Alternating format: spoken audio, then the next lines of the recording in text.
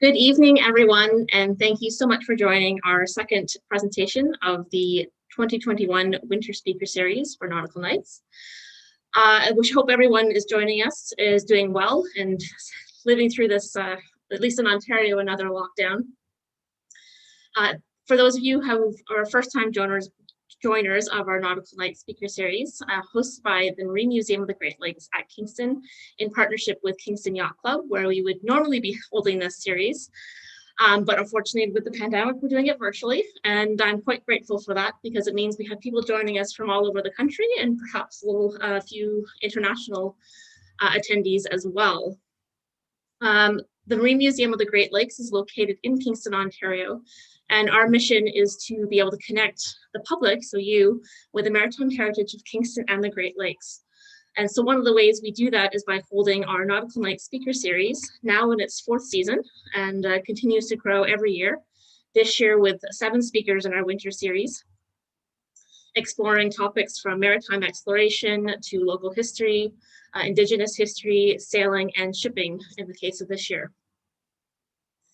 For everyone who's joining us this evening, I would like to remind you of a couple of housekeeping items. First of which is, in order to ask questions during the presentation, I invite you to use the YouTube chat function.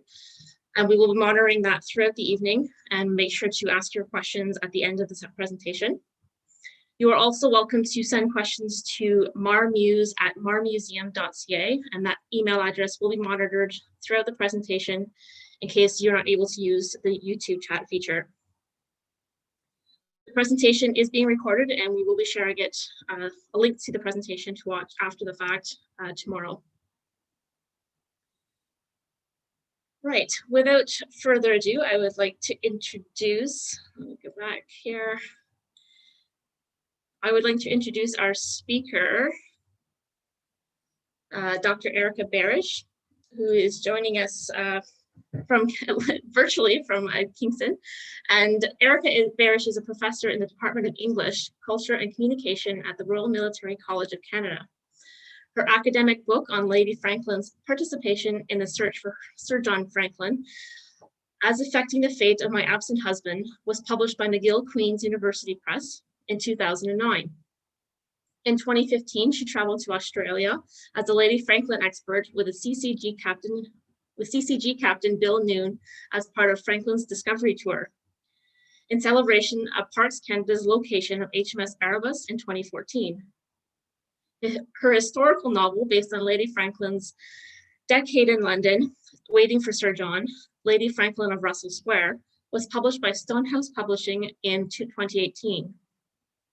It was shortlisted for the Book Publishers Association of Alberta Fiction of the Year Prize in 2019 and was named one of Canadian Geographic's favorite books in 2018. And I understand from Erika that she has made copies of her book available for purchase for $20. And I'm told that if you ask her nicely, she will include a personal note signature with your order on the inside cover. If you would like to order a copy of this book, I invite you to visit her website, Erika Behrisch, apologies for the pronunciation, .com/contact, and that link will be available in the YouTube chat. To use the form there to place an order and arrange payment with Erika, after which I will coordinate with Erika to ensure that we can, for anyone who's in Kingston, we can arrange for pickup at the museum, the central location, most likely late next week, depending on how quickly the orders come in. So without further ado, I would like you to join me virtually in welcoming Erika to our presentation this evening. And I'll invite you to unmute yourself, Erika. Thank you, and I'll share screen. Please.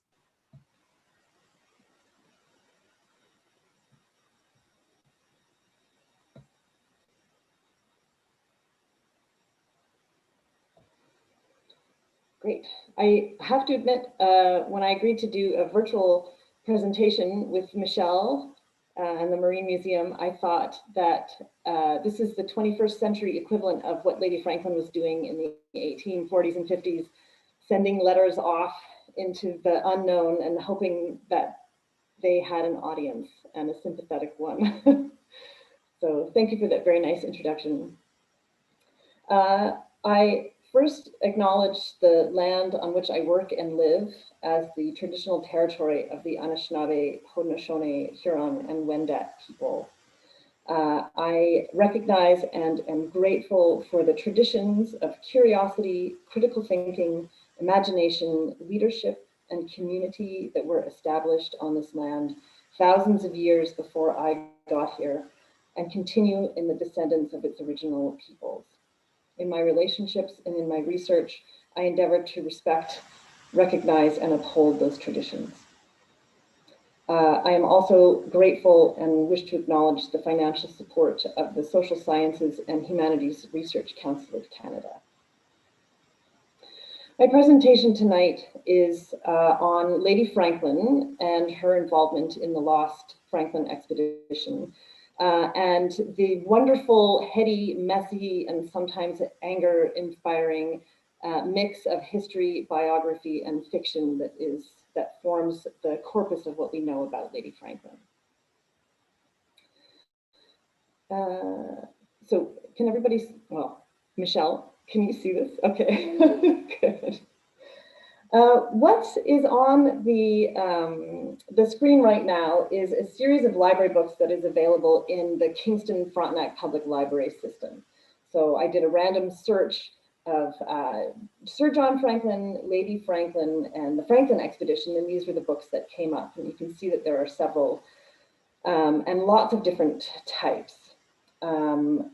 It's my assumption that everyone who's signed up for this talk has probably read at least one book about the Franklin expedition. And of course, what's in the Kingston Library system is just a drop in the bucket to what is currently available. And what's interesting about the searches and what is available in our library system, at least, is that it's a mix of fact and fiction. So what I want to do first in this presentation is go through the facts. A basic history of the search for the Franklin expedition and Lady Franklin's role in it. And this is grounded in the research that I did for my 2009 academic book on her public letters. So letters that she wrote to members of the British Parliament and the American government. And then after I go through the facts, then I want to go through the fiction and talk about how my 2018 novel builds on the history to create the private world of the woman behind the story. So on one level, and sometimes certainly the Canadian government has thought the most exciting level, the Franklin expedition is about ships. Huge marvels of technology and innovation, massive amounts of government funding, complex structures of organization and planning, and of course, evidence of human ambition, and sometimes the limits of it. It was all of these things in the 1840s and 1850s, as well as in its most recent incarnation, when with the vital knowledge and assistance of Inuit historians, the Arctic Research Foundation, Parks Canada, and the Coast Guard located the Erebus and Terror in 2014 and 2016, respectively. But within that narrative of politics, power, sovereignty, and science, it's also a story about people. And not just the brave men who went missing or the brave men who went in search of them, but also the ones who were left behind. And this is the part of the story that has always interested me most. And in particular, the private lives of the two people at the center of it all, Sir John Franklin and Lady Franklin. The polar map is in many ways actually a picture of their marriage. Their marriage is literally written across that map. It was filled in because Lady Franklin willed it to be, and there are many places in the far north that are named after her and members of her family. And it was also because she was married to Sir John that so many expeditions went in search of him. And I need to recap a little bit of the expedition itself, because the story of Lady Franklin wouldn't exist without Sir John going missing. She would be just one more lady traveler, which was a character that she herself loathed and never wanted to become. So in the 1850s, first of all, the expedition left in 1845. They were last heard of in 1846, and then they were never seen again by Europeans. When in 1859 news of the fate of the expedition came back to England, the search was called England's modern Odyssey. And Lady Franklin, who had been so instrumental in urging and directing the search, was called nothing less than the Penelope of England. And she was praised, and this is from an 1859 paper, she was praised as a woman possessing a feminine courage which no disaster could dismay, which arose above difficulties as a bird rises above the earth, which never dulled nor wearied when strong men grew faint and dubious. Those are strong words to live up to. But I think that Lady Franklin was much more than a Penelope. She certainly didn't wait passively at home for news of her heroic husband. And even as a girl in the early 1800s, she traveled Europe extensively with her father and her two sisters. And then when she was married in 1828, she traveled with her husband to Russia and the Mediterranean and many other exotic corners of the globe. She and her husband, as lieutenant governor, presided over Van Diemen's Land from 1837 to 39 as a colony rather than a prison. And the Australian government now describes Tasmania during their tenure as the intellectual hub of the Australian colonies, with Lady Franklin as one of the colony's most erudite and forceful women. And that wasn't always a compliment. So just like her husband's, right, who was supposed to be the Ulysses, Lady Franklin's own horizons faded forever and forever when they moved, and she followed knowledge like a sinking star, to borrow from Tennyson's poem Ulysses. She was in many ways her own version of Ulysses, more than she was a Penelope. And upon Franklin's disappearance, I would say she became something else.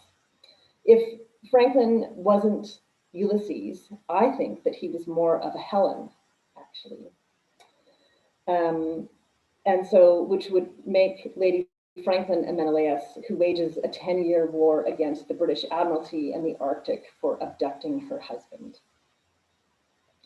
And it was Franklin's fate, if not face, that launched 1,000 ships. So if she's at war with the Admiralty, what's her weapon and what are the effects of her campaign?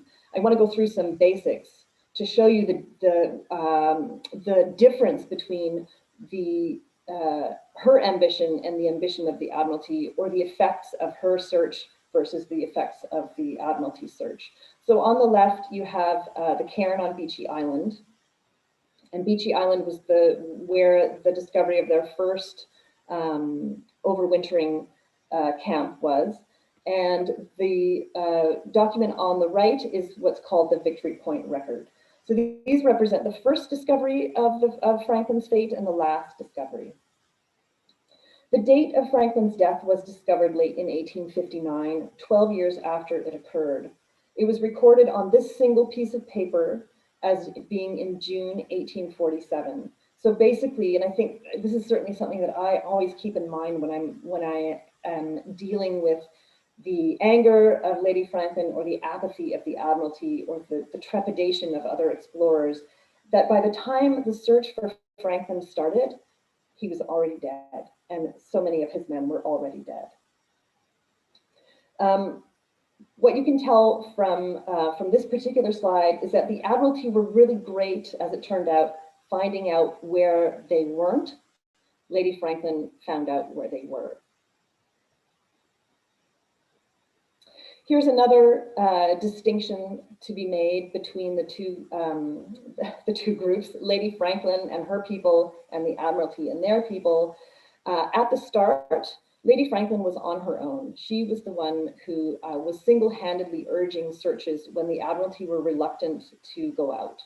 In 1845, it was believed generally, and certainly within the offices of Whitehall, that Sir John Franklin and his people were going to be home probably in about 18 months.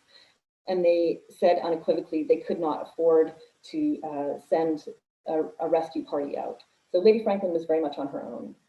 In 1848, she traveled herself to the Orkney Islands, a whaling station in northern Scotland, to learn firsthand tidings of her husband from returning whalers. And she herself offered a reward of £2,000, which she put up personally out of her own money. The Admiralty rushed to help and offered 100 guineas on top of that. Again, the next year, 1849, her £3,000 reward, again her own money, was delivered to whalers before the Admiralty finally woke up and offered the £20,000 reward that was announced in Parliament and in the pages of the Gazette. She wrote, "I have a husband's life at stake for my excuse." And she felt herself compelled to write because she was a wife, because her connection to her husband justified her presence as well as her forcefulness in urging the search. And if she admitted, as she did, that she was afraid of appearing to expect too much, she kept on asking. What she wanted was for the government that had sent her husband out in its name to retrieve him, and it remains a matter of debate whether this was too much to expect.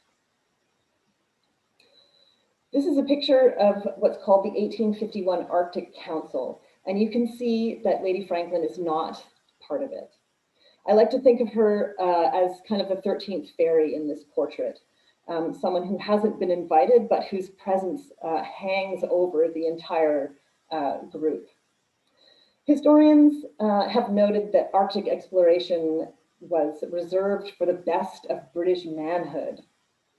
And this is a veritable who's who of people who have been involved in it since 1818, since the end of the Napoleonic Wars and the rise of scientific exploration in the 19th century. And in fact, these men would not have been gathered to discuss the matter of Franklin had she not been such a powerful presence, at least in her letter writing capacity at Whitehall.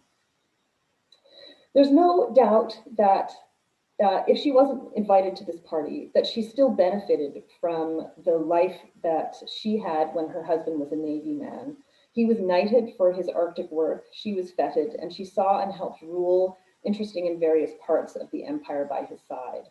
There's no doubt that the Arctic was the making of her husband, and she never, in spite of her anger towards the men at Whitehall, she never questioned his right to go out, to explore, to take ships out into what they called beyond the limits of the known world, or the underlying cultural roots of his disappearance.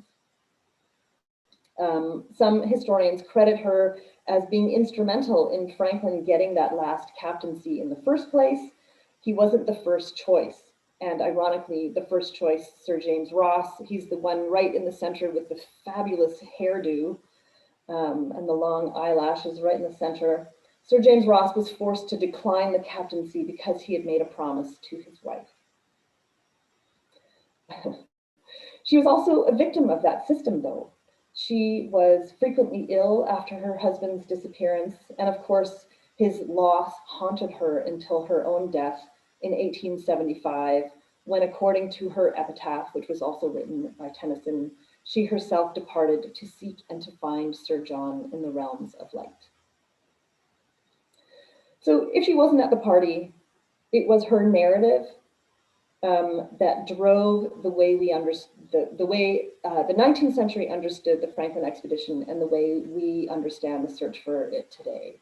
So the romance and the mystery and the emotional impact of the Franklin search is largely the result of Lady Franklin's letters.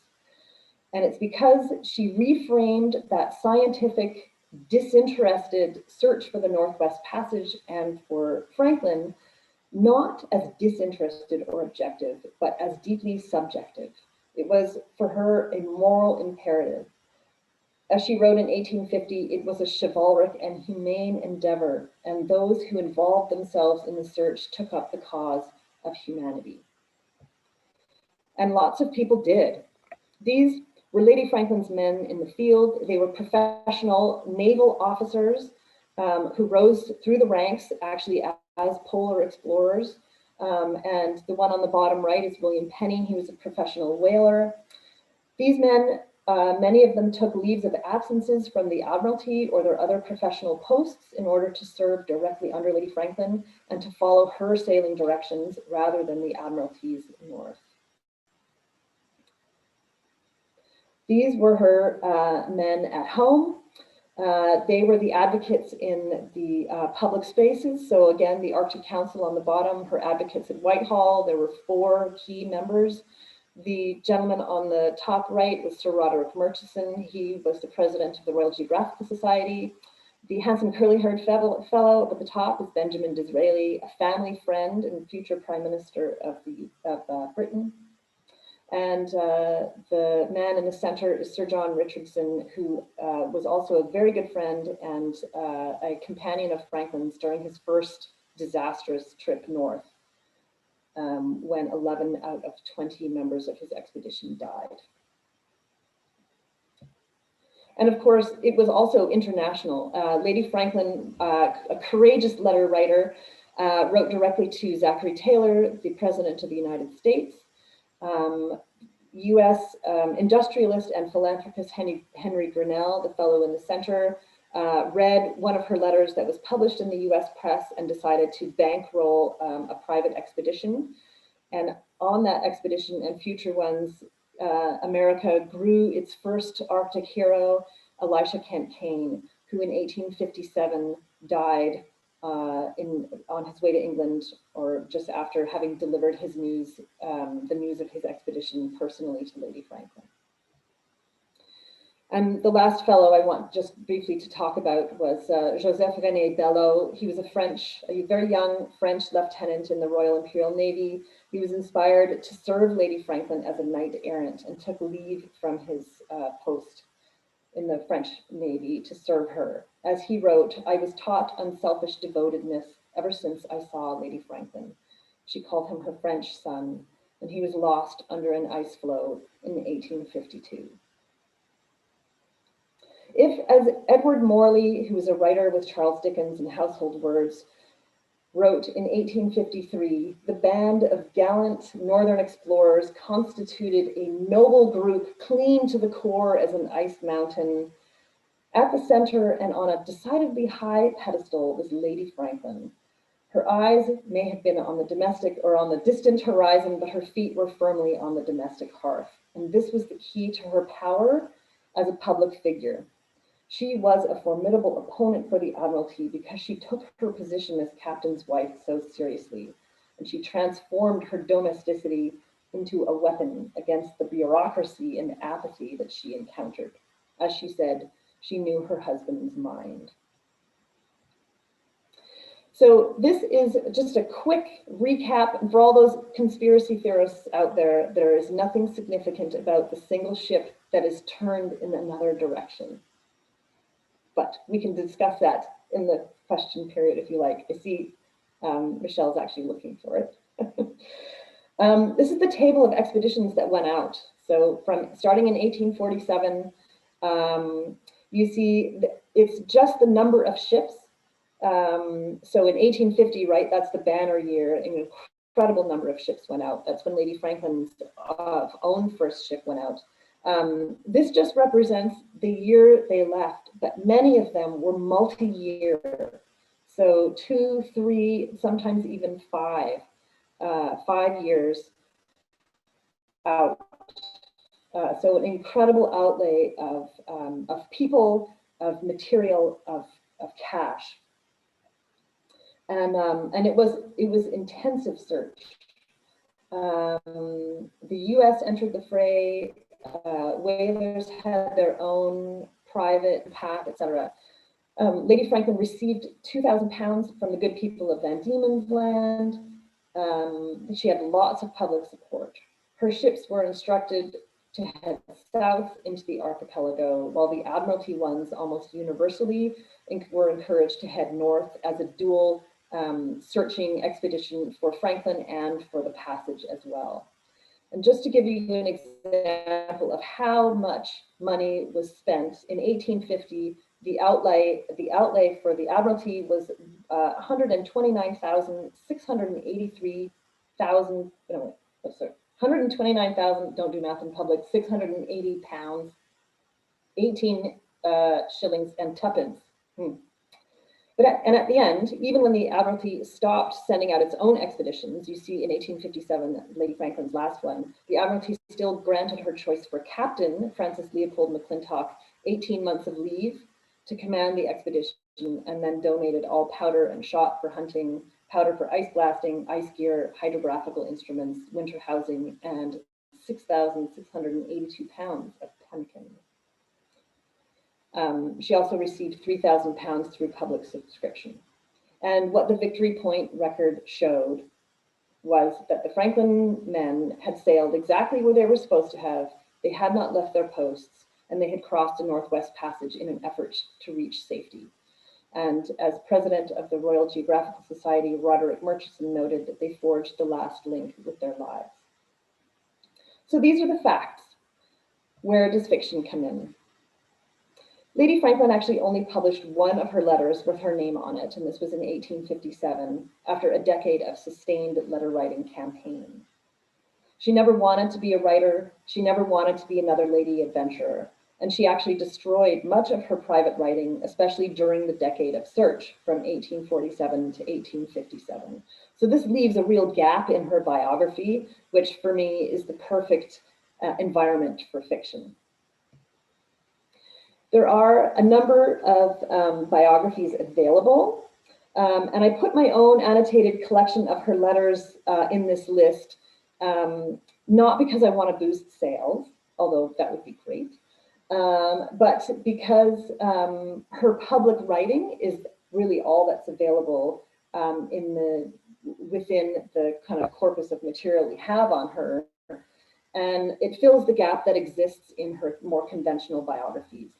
Anne Savers, who is a polar historian whom I admire very much, she called the collection of her letters better than a biography, in fact, because it didn't speculate. It actually used her voice to talk about what happened during that decade.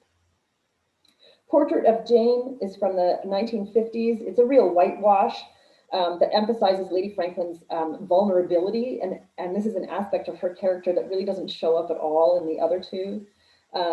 What Alison Alexander and Ken McGugan's biographies have in common is that they really don't like Lady Franklin very much. And not one of Lady Franklin's biographers is even remotely flattering to Sir John or their marriage. They paint the marriage largely as one of convenience, Sir John as bumbling and even, I quote, bovine, and the most interesting thing about him is his choice of wives. So this is the dead zone that I wanted to explore with fiction, right? What made their relationship tick? If his letters to her are boring, and having read some of them, they're very conventional, what might Lady Franklin's letters to Sir John reveal about their relationship? So how far would she go in their private correspondence? And a few exist, but they don't begin to cross the divide of time and absence that stretched between them. So in my own novel, I wanted to play with the idea of found letters. And of course, this is what everyone is hankering after the two ships have been discovered. Franklin goes missing, his letters, his logbooks go missing. Lady Franklin destroys much of her own writing. So the historical narrative itself is about finding lost treasure. So I framed what I wanted to write about their marriage in the same way. So my job as a novelist was to take the facts of her biography, what we do know about her, and wrap them into a narrative. What did she think about certain aspects of her circumstance? How might she have reacted to certain articles in the Times? And it's a newspaper that she cites frequently. And so a lot of the novel, which plays against, sort of creates a dialogue between her her impressions of what happens in the newspaper and then the search itself, imagines that, how she would have felt from moment to moment. And she would have received a lot of that news the same way that the public would. And in her public writing, she emphasizes the heroism of the men, but maybe she would have done something different in private. And I just want to read a very short passage from 1849 from my novel, and where she imagines, or where she encounters, in fact, someone talking about the search. I also have her as writing fairly bad poetry to him, and that's part of their relationship. So I will begin with a short poem. I'm the wife of a great polar hero who sailed off to find latitude 0. Since I've heard hair nor hide, this I cannot abide, and his absence is starting to wear. These are heady days, my dear, with your name on everyone's lips, and I thrill to hear it every time. Just yesterday, Sophie, who's come to town for some social advice, there's some struggle with another cousin, and I were in our old spot in Russell Square, sitting in the sun with a bag of chestnuts we simply couldn't resist, when 2 young men walked by talking of you. I was certainly glad that Eleanor wasn't with us. She would have been aghast at the attention she would have felt was directed at her. As it was, Sophie and I sat very still, suddenly intent on watching the birds play in the fountain, not even chewing. The men actually stopped in their walk within hearing distance, and we heard the heated discussion, blasting the ice, using dynamite to clear a passage through the eastern Arctic, making clear water where perhaps there has never been any before, balloons made of silk filled with chemical flame to carry messages and even a man into the polar sky, to search above the hummocks for masts, tents, men, message callers for foxes. I resisted the urge to laugh out loud. These ideas are dreams, mere fancies of idle men who are blind to the challenges, not to say impossibilities before them, whose ambitions see distance, dark, and death as no barrier, but opportunities to be grasped. I nearly laughed until I realized, of course, those dreams are not unlike our own. They are, my love, almost as fanciful as the search for the passage itself, which I suspect now crowns all as the most useless, quixotic, and deadly of all dreams hatched by this ridiculous little island. And there you are, in the center of everyone's dreams but mine. For me, you are at the center of my worst nightmare. So the the letters that I have written on her behalf react not only to her husband's absence, but also what's going on in the world around her. And she and how does she live, right? How does this dynamic woman who loves to travel and loves adventure find herself stuck in London for an entire decade? She develops her own friendships, she explores London, she gets grouchy. These are the little pieces that make up a life that don't make it into the history book. This is Bedford Place, and this is actually Lady Franklin's old house. It is her childhood home. You can stay there. It is a semi-private hotel. I have stayed there. It's an amazing space. In 1845, it was the home of her eldest sister, and Lady Franklin stayed there and wrote many letters from there and she would stay there when Sir John was away. So if the men are off being active and brave in the world, what happens to the women? Their worlds are dominated by interior spaces, by quiet and private activities. Lady Franklin looks at maps and writes to public men, but her world is bound by the drawing room, the writing desk, and the teapot. And she's stuck in the city waiting for news. Her connection to Sir John is through her imagination and her pen. And she did ask, actually, she made a special request to go try and meet him in Montreal with an early expedition, and they said, no, you cannot. So she is one more widow on the move in London, and her days are measured out in carriage rides and coffee spoons, to borrow from T.S. Eliot. And I imagine that Lady Franklin would have found that immensely boring. And I have another excerpt from the novel where she tries to imagine herself on an expedition with her husband. This is from a letter in 1852. My dearest love, which, by the way, is how they used to address each other in all of their correspondence. My dearest love, I've been in Russell Square picking the remains of dried herbs that Mr. Rowe never cut back from last autumn. Mr. Rowe is her gardener friend.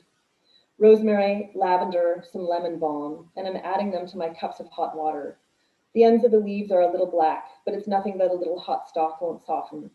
I hunt and gather in the wilds of Russell Square and tell myself I'm gathering tripe de roche, the lichen you told me about from your first captaincy.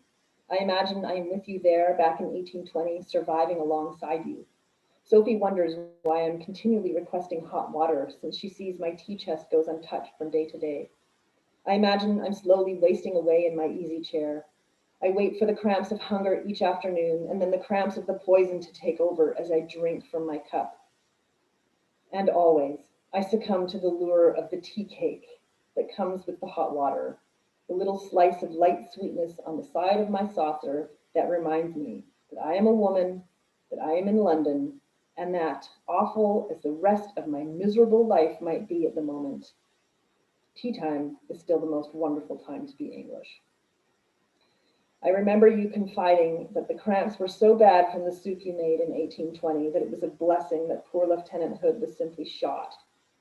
I wonder from my easy chair, have you begun to long for the treat de roche, for the brief respite from slow starvation that it brings before the cramps set in? Is it really better than nothing? I long for the feeling of the poison in my gut, to feel what you felt, to have my stomach clutch at the knife's edge, to love the stabbing pain even as it tears me apart. I do not want to know what it is to starve, but I long for this feeling in my stomach because I am so very, very tired of feeling it in my heart. For obvious reasons, Sir John never speaks in the book, apart from the words that Lady Franklin puts in his mouth. But we see her imagination, or we see her imagine their relationship as much as recount it. And perhaps she is as in love with the idea of him as she is with him as a real person. In his recorded speech, Franklin is playful and erotic, funny and patient. And of course, she remains the dominant personality, and there's no getting around that particular history, but it doesn't mean that he didn't indulge her or that it was always a bad thing. And I have one more short passage to read that is just, I wanted to give a picture of affection that they have for each other that comes out in her letters. This is when she has gone to the Orkneys with Sophie to deliver the posters, the reward, £2,000. Last night, there was no spare sofa or mattress to be had, so Sophie and I slept in one bed. It was actually a comfort to sleep with Sophie by my side last night, though to tell her this would be to lose the last vestige of my independence. Her long hair lay between us on the pillow, and I could hear her breathe. What a different sleeping companion she is from you, you fuzzy dragon, who always made so much warmth that I had to open the window even in winter. Her white nightgown glowed against the moonlight. Scotland has no curtains, not anywhere, and I could see her shoulders move as she breathed. I remember listening to you breathe too, my love, and remember touching your shoulder with the whisper of dark hair on the bone on one of the last nights we were in London together. Do you remember? Perhaps not. You slept soundly that night. I did not. The candle had guttered, and the breeze blew through the open window. It smelled like ice. I don't know how, but there was a distinct Arctic chill in our bedroom, even with you smoldering away beside me. Then I took it as a good omen, that gentle breeze, that as you lay sleeping beside me, the spirit from the far north was coming to draw you forward, to borrow you just for a short time and bring you back wrapped cozily in fame and fortune. Last night, as I lay awake listening to Sophie breathe, I began to fear I was mistaken, that the smell was instead the vanguard of a gathering army of ice, the Arctic marshalling its forces together to make sure that once you stole into that hallowed sea, you would never return, like Ulysses, waylaid by gods after Troy's triumph. But Ulysses came home.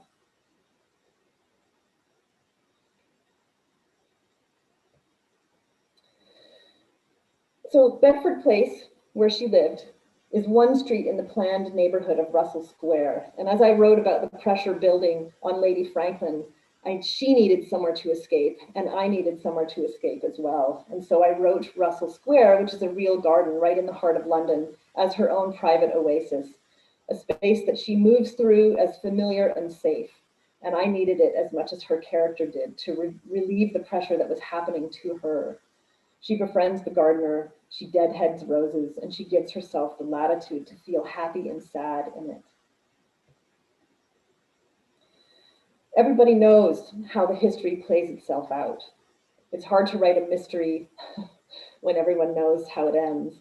And so I ended the novel before the story ends. And in fact, of course, the next chapter is still being written, what the ships might tell us about the expedition's final days or months. Historically, we know that Lady Franklin triumphed. She rewrote her husband back into history and turned him back into a hero when the world was prepared to forget him.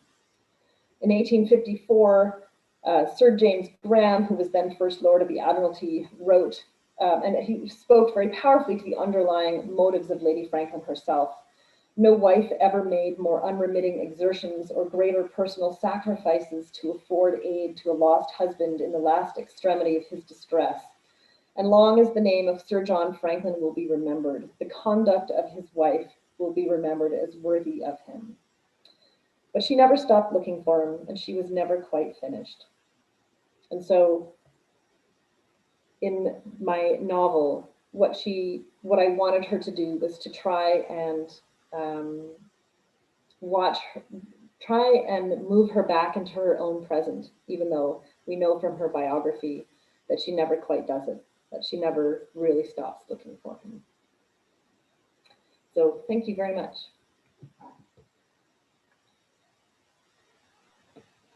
Thank you so much, Erika. That was a wonderful presentation, and so great to hear some clips from your book and see some of the really get a better sense of Lady Franklin and what she went through and her remarkable journey.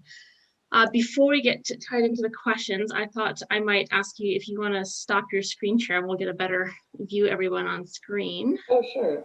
Yeah. And we can always pull it back up if there's any questions pertaining specifically to the presentation or the slides. Okay. While I wait for the questions to come in, I'd just like to remind everyone, please do submit your questions using the YouTube chat, or you're more than welcome to send them to the email address we provided, marmuseum.ca, and I'll make sure that they get pulled in. But I see there's already quite a few that have come in, so I'll just go ahead. I see Brooke very largely. Yes, Brooke has been kindly monitoring the questions in the background for me. It's nice to have the extra pair of hands. And for anyone who hasn't followed in at this point, Brooke is one of our interns this term and is doing a job shadow with myself and joins us from the Queen's University's history department. So I apologize for not introducing her at the beginning. Thank you, Brooke, for joining us this evening. Right, so turning to questions, I know there's quite a few that have come in. Let me just scroll up here, pick up the right one. See people joining us from all over the place this evening. Thank you so much. Right, so first question I see here has to do a bit about the expedition. Of course, there's going to be tons of questions. It had to do with, apart from the scientific, was there a commercial reason in searching for the Northwest Passage? Not really. So in the 18th century, Cook had definitively, he in no uncertain terms said to the Admiralty, don't waste my time again. I don't want to go up north. There is no way through the Northwest Passage. So he had gone up the west coast. In fact, after the Napoleonic Wars, when the search for the Northwest Passage was being reframed, the part of the argument was that it was completely disinterested. So the 20,000 pounds, which was put up by the Admiralty, was the prize to be gained, and the value of the Northwest Passage was filling in the map. Interesting. All right. I see there's a comment having to do with the relationship, Lady Franklin's relationship with the gardener, Mr. Rowe, and that sounds quite tantalizing. I don't know if you have any more to share about that one.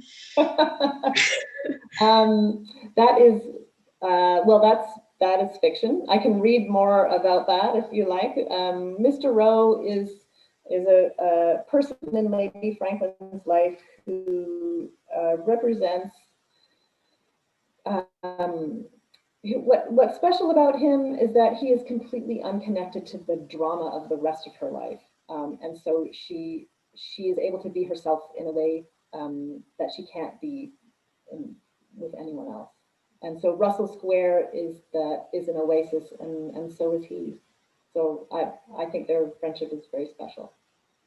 That's a great way of putting it. It's especially you don't necessarily think about the social restrictions of the time. We were probably constantly remind ourselves how different it was, and so to have someone you can connect with and in a different way is it's a great way of providing that for that particular character. Let's see here. Oh, question: did they have any children? Mr. Rowan, Lady Franklin? No, Lord and Lady Franklin. Sir John Franklin had a daughter from a previous marriage. So Eleanor Porton, who was a poet, and she was quite a fabulous person. And she actually had consumption and was pregnant when Sir John Franklin, who was then just Captain Franklin, was heading off on his second captaincy north, so in 1823, and she said, "Go, just go. Don't stay home on my account." And she died only a few weeks later. So he has a history of actually, women who marrying these fascinating, powerful women who know their own mind and don't stop him from doing, amazing, brave, and sometimes stupid things, but don't let him stop them either. So yes, he had a daughter, and whose name also was Eleanor, and her relationship with Lady Franklin was not great. Right. So, but she never had children then.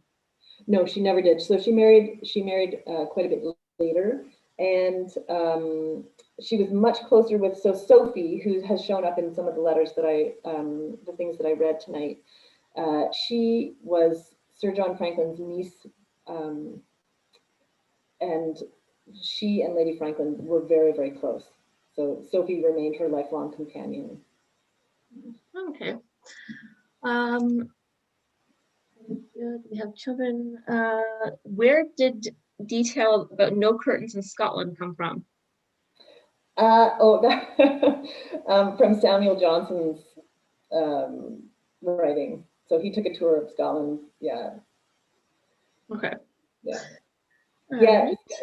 Samuel Johnson. He's very intolerant, and he had very little good things to say about the Scottish people. And from graduate school, that's one of the things that his description of windows in Scottish houses really stuck with me. Very fair enough. Great. So yeah, an opportunity to add those personal connections with it. That's great. Right. Let's see here. Well, so while we're waiting for questions to come in, I just wanted to kind of add my own observations that it's one of those things that running in life that connections start to be made, and you don't realize. Like, I never really knew much about the Franklin expedition. Was never my area of history, but more you connect in the world and you find these connections, and it had me thinking. And an opportunity that I always forget about is you're talking about 21 Bedford Square, and that she's living at a time when just down the road, one of Britain's first women's colleges was being established at 11 Bedford Square. And it just had me thinking about the connections in women's history, and of course, just being a prominent female at the time, had me thinking about those connections, as well as a painting that I recall from one of my universities was all about the Franklin expedition. It was called Man Proposes, God Disposes by Edwin Landseer.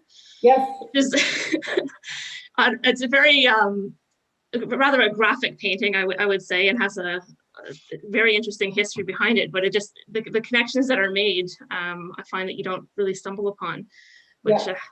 I actually have that, I have an etching of it in my office at RMC. Okay, right. It has a great superstition at the university where they actually cover it up during the exam period because it apparently brings bad luck to students who are sitting in the portrait gallery writing their exams. But it's great that the connections that are made all over the place having to do with the Franklin expedition. But I wanted to add another one. We're asking for questions here. A couple other ones. Yeah, it does. It crops up in surprising places, Michelle. It does, yeah. There's connections everywhere. Any chance of finding paper still able to read the ships now found in the Arctic? I guess that would do with the archaeological.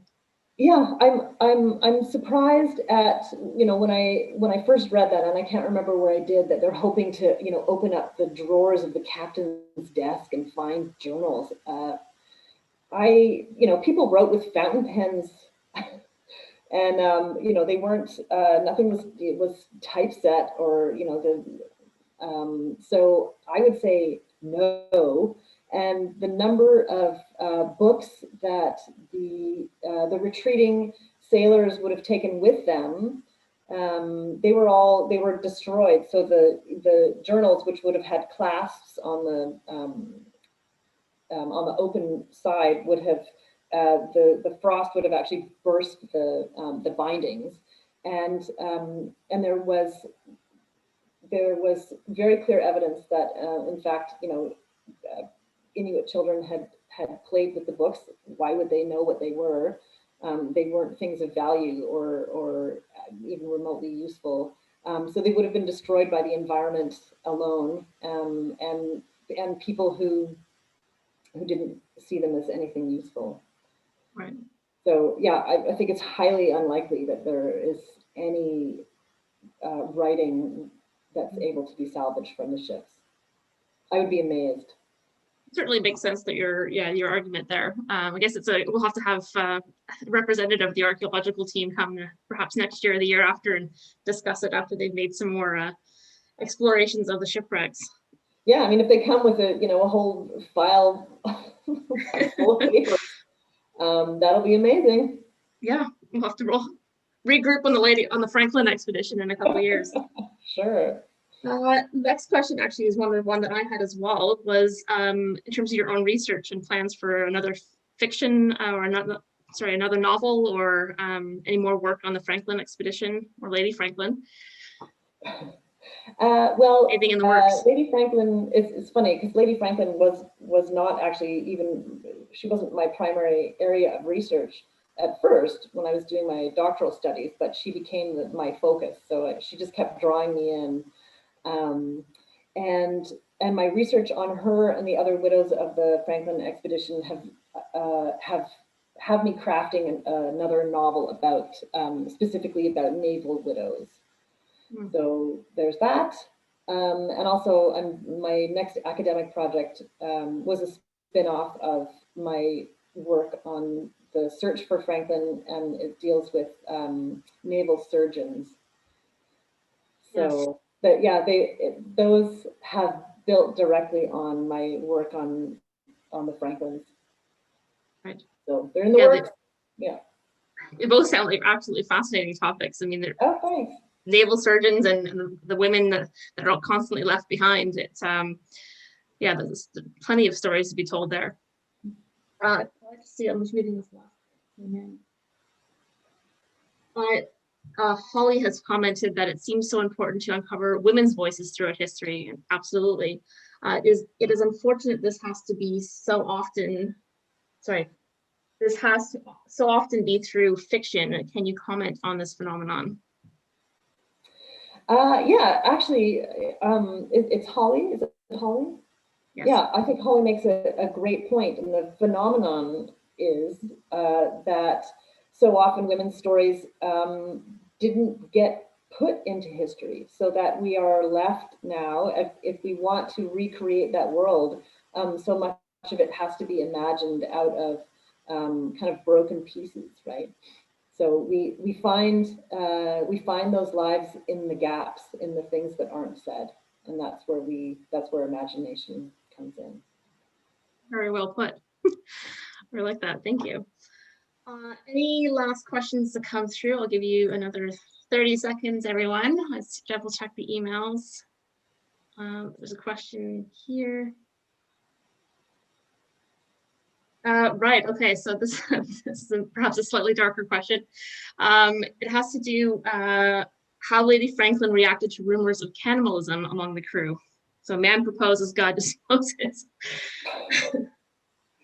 Yep. She, like Charles Dickens, was racist. And so the argument becomes not could British people really eat each other, but why are Native people such liars? Right. Yeah.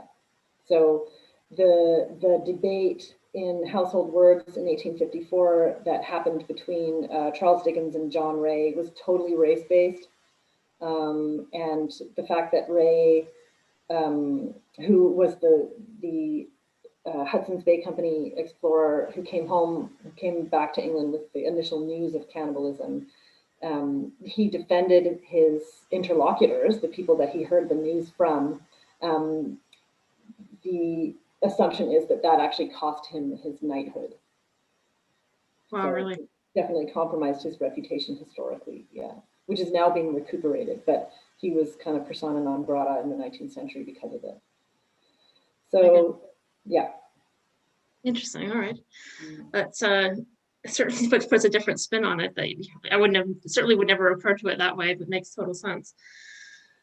Right. Okay. It goes back to them never questioning their right to go out there, right, and claim land for science, and just to pretend that scientific exploration is disinterested in any way.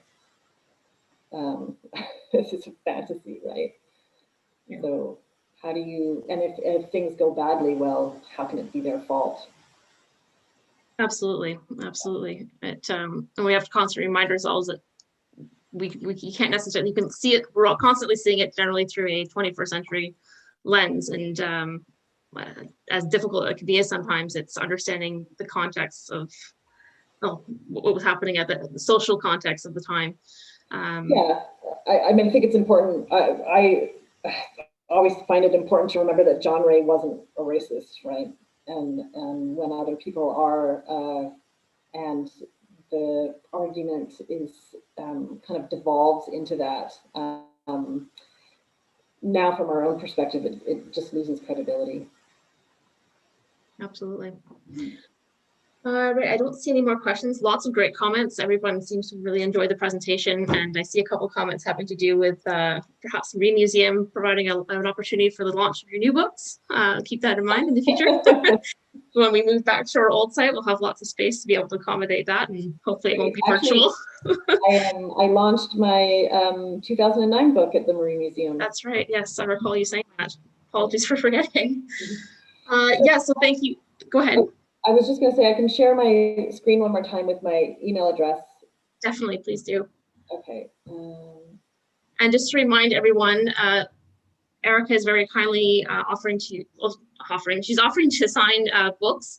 If anyone interested in purchasing her book for $20, we invite you to do so through her website, or send her an email this way, and arrange the payment with her. And anyone who's local, we can arrange for pickup at the Marine Museum at a given date.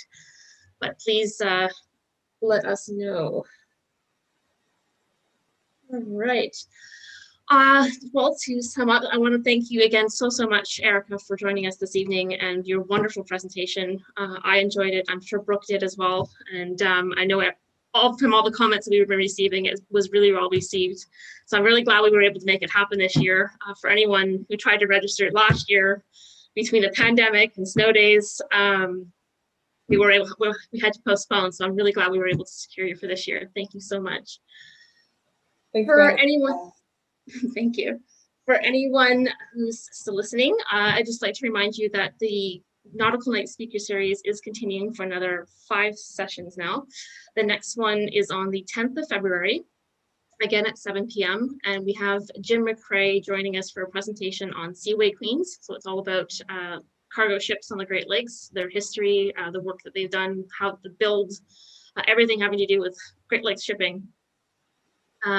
Registration can be done on our website at marmuseum.ca/nautical nights, and the link will be provided in the chat.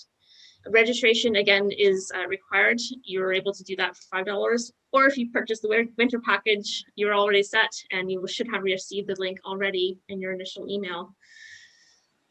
Again, I'd like to say thank you so much for joining us. Thank you, Erika, and I hope everyone stays well, stays positive, stays connected, and I hope to welcome you back in 2 weeks for a presentation with Jim McCrae. Thank you again so much. Take care. End stream.